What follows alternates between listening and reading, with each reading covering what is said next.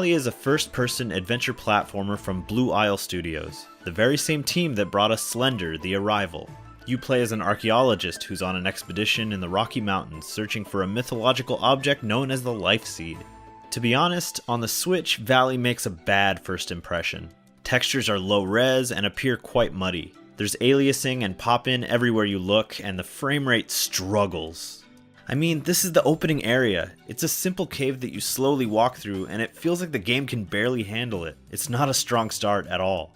But as I made my way out of the cave into the expansive valley, I started caring a whole lot less about the downgraded visuals once I came across the leaf suit. Basically, it's a pair of robot legs that let you run super fast and jump ridiculously far without fall damage. Oh, and it also grants you the power to give and take life away from all living things in the valley, but I'll get to that in a sec. First, I want to stress just how fun it is to run and jump around in this game.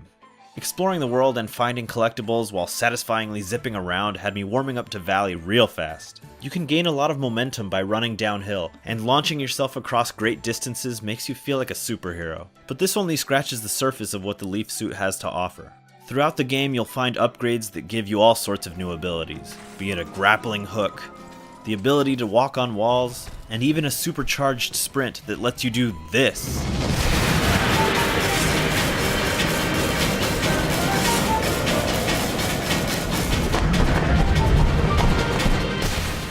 I'm not usually one to read every single document that I find in a game. In fact, The Last of Us is the only one that I can think of, but Valley had a way of keeping every note that I found brief and engaging. It's a small thing, but the fact that text appears in front of you just by looking at the piece of paper encouraged me to give it a look rather than fumbling my way through menus. These notes provided insight about the surroundings and the people that were there before me, and a lot of them are surprisingly funny. It's good stuff.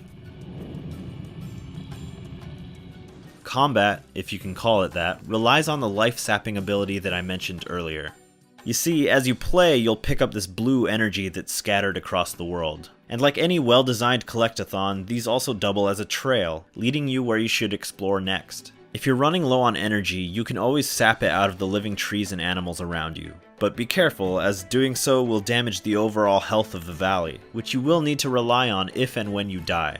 You can heal the valley by spending your own energy to revive the flora and fauna around you.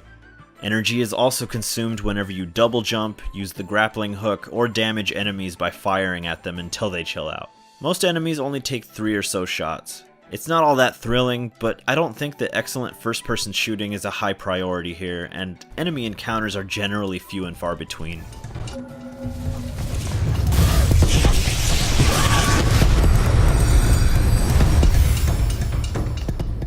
Valley is an exhilarating, atmospheric, and satisfying 4-hour adventure that is held back ever so slightly by the Switch's hardware limitations. Definitely seek out the game on a more powerful platform if possible, but this port does get the job done in a pinch. And you can't beat the fact that, like all other games on this system, you can play it anywhere. If you're into open-ended, platforming adventure games, do yourself a big favor and check out Valley. It's a lot of fun, and it gets a 4 out of 5.